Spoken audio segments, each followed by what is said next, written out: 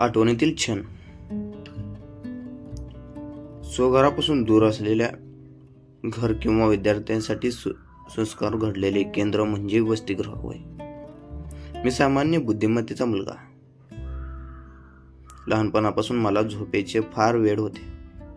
शाळेत जायच्या दिवशी मी कधीच लवकर उठत नसे. मात्र रविवारी सकाळी 6 वाजता उठून 7 वाजता गावाच्या क्रिकेटच्या मैदानात हजर असायचो. आई बोलायची, तू रोज लवकर उठत नाहीस, स्वतःचे काम स्वतः करत नाहीस. थांब, तुला आता वसतिगृहात पाठवते शिकायला. हे ऐकू येताच मनात धडकी धफारायची. आईला थोडा मस्का मारायचा, उद्यापासून असे होणार नाही याची खात्री घ्यायची. 10वी मध्ये उत्कृष्ट श्रेणीमध्ये पास होऊन मी स्वतः वसतिगृहात राहून शिक्षण घ्यायचा निर्णय घेतला. लहानपणापासून मी वसतिगृहाबद्दल काही गोष्टी अनेक लोकांकडून ऐकलो होतो की तिथे लवकर उठावे लागते, सकाळी स्वतःची काम स्वतः करावी लागतात, कडक नियम असतात, तिथले अधीक्षक विद्यार्थ्यांना सारखे घरी सोडत नाहीत इत्यादी. वसतिगृहात प्रवेश घेतल्यानंतर आपली काळजी घेणे कोण येईल? आपल्यासोबत असणारी मुले कधी असतील? अधीक्षक कसे असतील? खूप शिस्तीत राहायला लागेल का? असे अनेक प्रश्न माझ्या मनात येत होते. या सगळ्या गोष्टींचा विचार बाजूला ठेवून मी सन 2012 मध्ये वसतिगृहात प्रवेश घेतला. डॉ. बाबासाहेब आंबेडकर मागासवर्गीय मुलांचे शासकीय वसतिगृह, जेल रोड, रत्नागिरी या वसतिगृहात प्रवेश घेत असताना माझ्याकडे काहीच कागदपत्रे अपुरी पडत होती. तरीही माझे गुणपत्र पाहून वसतिगृहाच्या अधीक्षक कांबळे मॅडम यांनी मला प्रवेश दिला. मी त्याचे अत्यंत ऋणी आहे.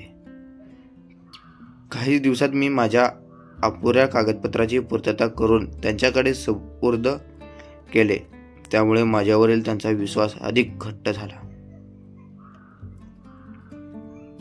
वसतिगृहात प्रवेश झाल्यानंतर मला वसतिगृहाकडून एक बेड, ताट, बेडशीट, वह्या, पुस्तके मिळाली. मी नवीन असल्यामुळे फारसा कोणाजवळ बोलायचं नाही.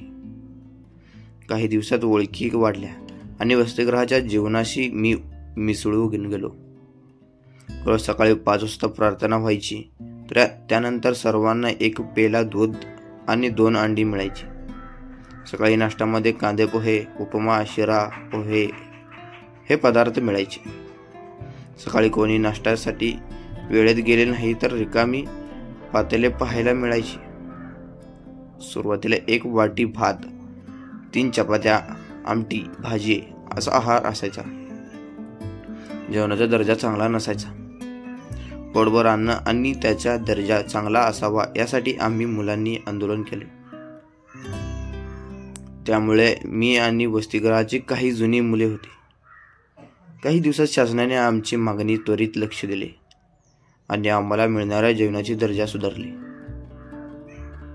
यामुळे वसतिगृहातील मुलांमध्ये आनंद वातावरण निर्माण झाले.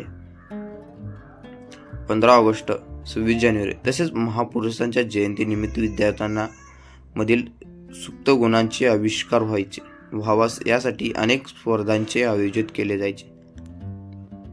सायंकाळी होणाऱ्या प्रार्थनेचे वेळी अधीक्षक ढवणे मॅडम आणि या स्पर्धेत युगामध्ये पुढे जाण्यासाठी, टिकून राहण्यासाठी आम्ही काय करायला हवे याबद्दल मार्गदर्शन करायचे. सर्व मुले एकजुटीने राहायचे. शनिवार रात्री आम्ही सर्व एकत्र येत असू. त्यामुळे गप्पा गोष्टींचा फारसा रंगत यायची. यामुळे वसतिगृहातील मुले नसून आम्ही एक कुटुंब तयार केले होते. वसतिगृहाने मला स्पर्धेत युगात कसे जगावेला शिकवले. आपले प्रश्न सोडवण्यासाठी लागणारी तल्लख बुद्धी वसतिगृहात विकसित झालेली. चांगल्या मुलांचा चांगला सहवास लाभला. त्यामुळे माझे व्यक्तिमत्व सुधारले. माझी सहकार्याची भावना वृद्धिंगत झाली. वसतिगृहातील वेळोवेळी होणाऱ्या स्पर्धा यांच्यामुळे नेतृत्व गुण माझ्यातील विकसित झाले. माझ्या जीवनात वसतिगृह एक अविस्मरणीय आठवण आहे.